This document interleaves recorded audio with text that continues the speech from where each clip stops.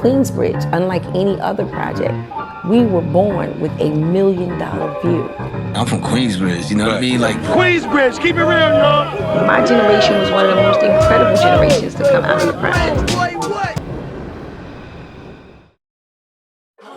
Nightfall in Queensbridge houses.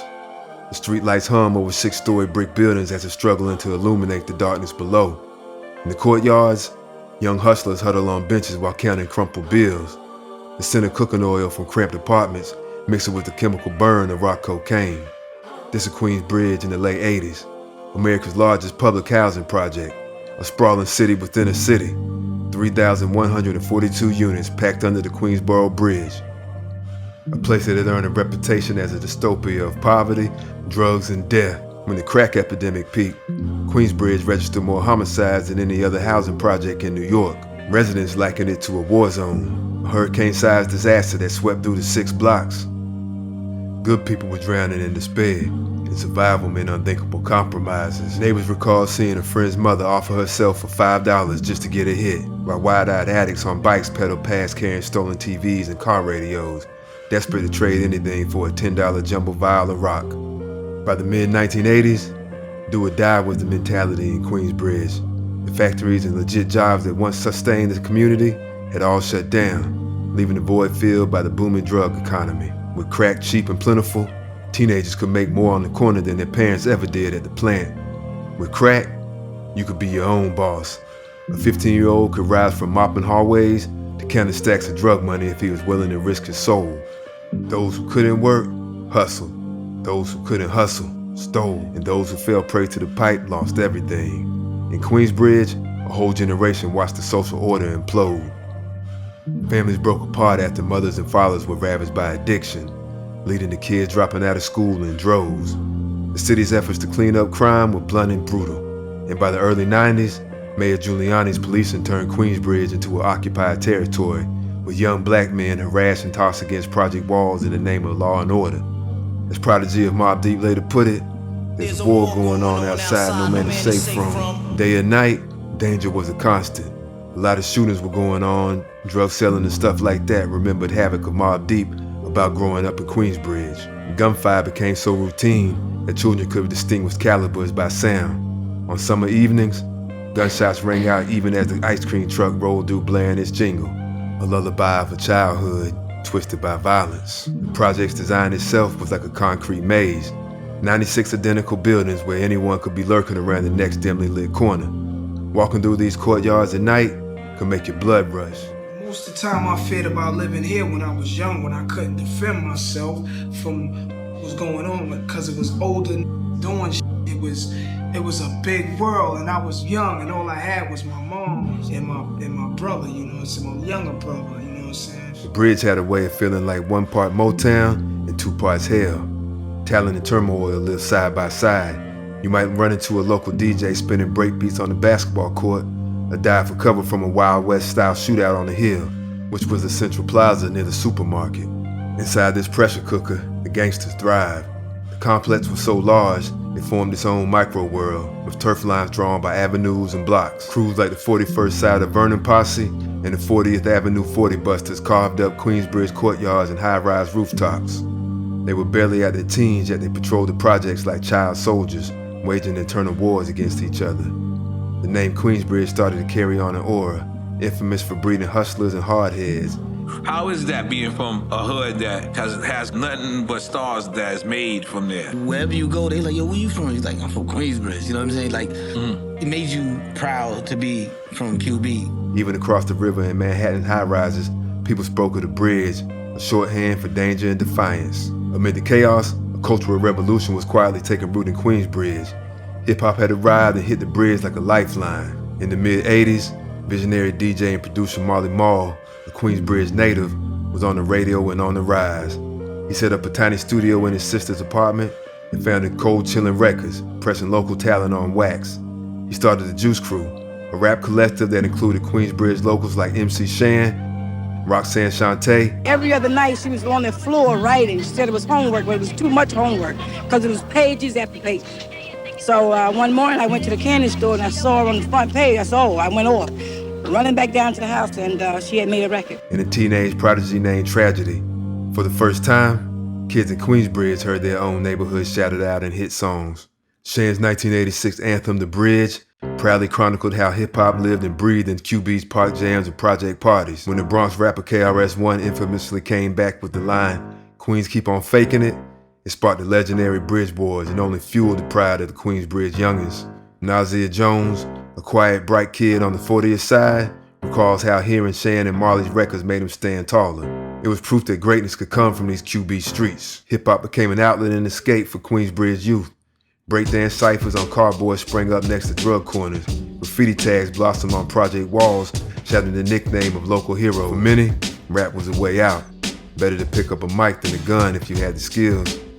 Marley Marl often said that if not for music, he might have ended up another victim of the streets.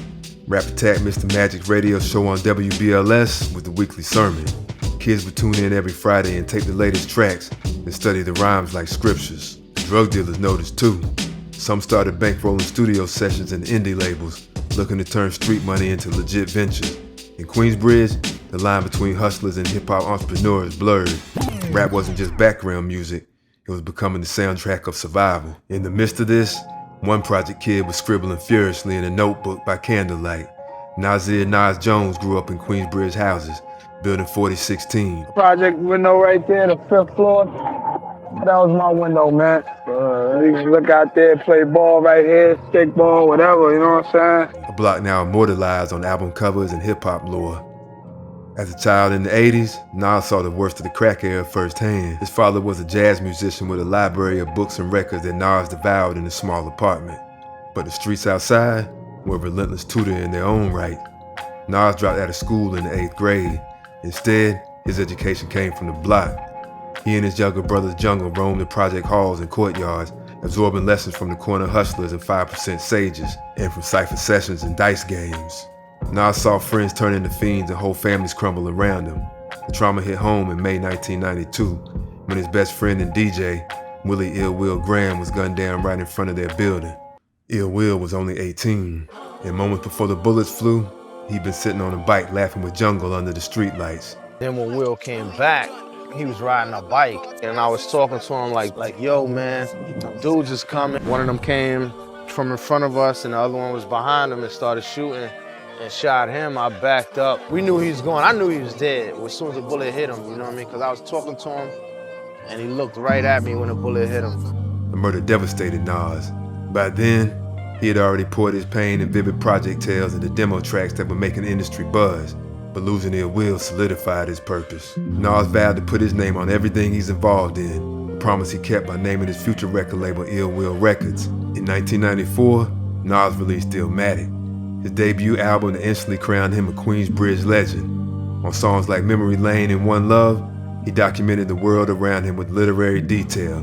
The bench where addicts nod off, the rooftops where lookouts whistle warnings, and the handball court that doubled as a battleground. He even penned a verse as a prison letter to his childhood friend Cormega, who at the time was incarcerated for hustling. Illmatic was hailed as an instant classic for capturing the melancholy and menace of QB with unflinching honesty.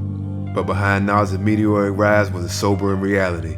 Nearly all the dudes that posed with him in those Queensbridge hallway photos would be dead or in jail by the decade's end. Across the projects on the 41st side of Vernon Boulevard, another legendary Queensbridge story was unfolding. Kiwan Havoc Muchita and Albert Prodigy Johnson, together known as Mobb Deep, were teenagers in the early 90s, hungry to make their name. Havoc was QB born and bred, a short kid with a long memory of every crack in the sidewalk and every crack dealer on the block. In this new generation of rap, they don't understand what it means to be from Queensbridge. Hey, yo, you know what I'm saying? Queensbridge is where all the stars is born, you know what I'm saying? Prodigy was a Queen transplant from Long Island who quickly became an adopted son of Queensbridge, drawn by the hood's raw energy. As youth, both straddled this line of rapping and running the streets. Even after snagging a record deal as teens, Mobb Deep still spent their days posted in Queensbridge stairwells and project benches. They hung with a group of childhood friends, some stick-up kids, others drug dealers, doing anything they felt they had to do to get by. Havoc later admitted that making music was an insulation from the violence outside, a brief escape from the block. That reality bled into their music in stark detail. In 1995, Mobb Deep dropped the infamous, the album that would cement Queensbridge rap and hip-hop forever. Prodigy's opening verse on Shook Ones Part 2 set the tone. On the track Temperatures Rising, Havoc pens an open letter to his older brother, Killer Black, who was on the run from police at the time for what Prodigy grimly called a little murder situation. Nothing exaggerated, just lyrics on page torn from the neighborhood's daily news. In their music, Queensbridge became a character of their own, a breathing, bleeding entity. Havoc and Prodigy's sonic landscape of dark loops and eerie samples captured the claustrophobia of project halls and dread of nightfall in QB. Even in their late teens, Mobb Deep spoke with the weary authority of young OGs. Prodigy, who suffered from sickle cell anemia since birth, which caused bouts of agony that formed his grim outlook, rapped like a man with death's shadow over his shoulder. Yet on the very streets that threatened to consume them, these two found brotherhood and purpose. They immortalized the Dun language, the slang out of Queensbridge, which is a pledge of allegiance to the very blocks that raised them, spoken by teens who knew the cost of survival. Origin of Dun language, that just came from like he would say with an S, like you say, yo son, he would be like, yo thun. You know what I mean? It's almost like a lisp, almost, you know what I mean? So we just started doing it, and next thing you know, you got Ben Stiller and Puffy Video saying, yo Dun, what up? In the end, the Queensbridge story is as much about resilience as it is about hardship.